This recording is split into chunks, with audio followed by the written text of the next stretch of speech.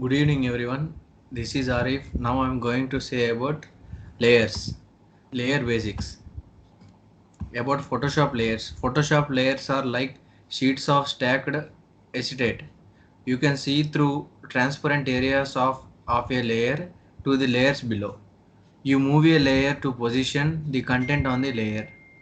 Like sliding a sheet of acetate in a stack, you can also change the opacity of a layer to make content partially transparent. This is the picture of transparent areas on a layer. Let you see the layers below. You use layers to perform tasks such as compositing multiple images, adding text to an image, or adding vector graphic shapes. You can apply a layer style to add a specific effect, special effects such as drop, shadow, or a glow. Introduction to layers. Organizing Photoshop layers. A new image has a single layer.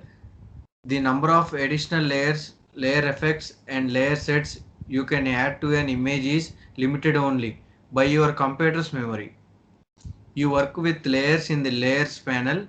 Layer groups help you organize and manage layers. You can use groups to arrange your layers in a logical order and to reduce clutter in the layers panel. You can nest groups within other groups. You can also use groups to apply attributes and masks to multiple layers simultaneously. For some great tips for working with layers, see the tutorial video. Organize with layers in layer groups.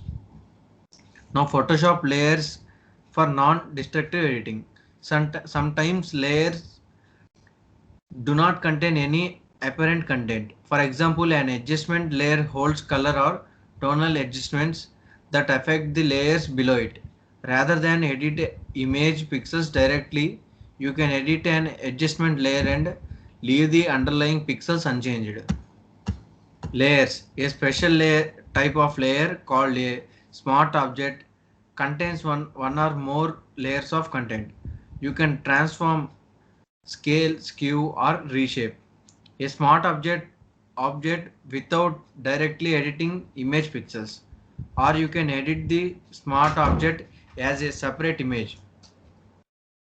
Even after placing it in a Photoshop image, smart objects can also contain smart filter effects, which allows you to apply filters non-destructively to images so that can later tweak or remove the filter effect. Video layers. You can use the video layers to add video to an image. After importing a video clip into a image as a video layer, you can mask the layer, transform it, apply layer effects, paint on individual frames, or rasterize an individual frame on and convert it to a standard layer. Use the timeline panel to play the video within the image or to access individual frames. Photoshop layers panel overview. The layers panel in Photoshop lists all layers, layer groups, and layer effects in an image. You can use the layers panel to show and hide layers, create new layers, and work with the group of layers. You can access additional commands and options in a layers panel menu. This is the picture of Photoshop layers panel. These are the instructions. Layers, expand and collapse groups. Click the triangle to the left of a group folder. Filter Photoshop layers. At the top of the layers panel, the filtering options help you find key layers in complex documents quickly. You can display a subset of layers based on name, kind, effect, mode, attribute, or color label. This is the picture of filter layers.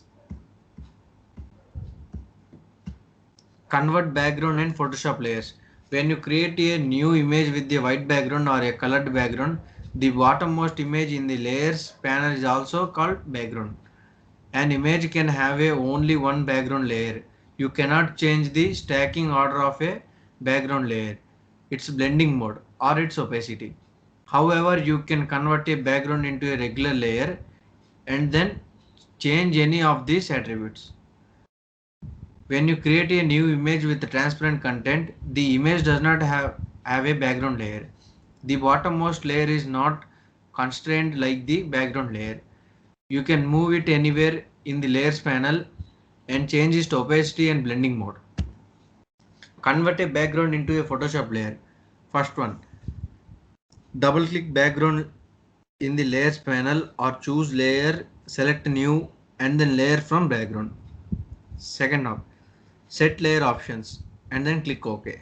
Convert a Photoshop layer into a background.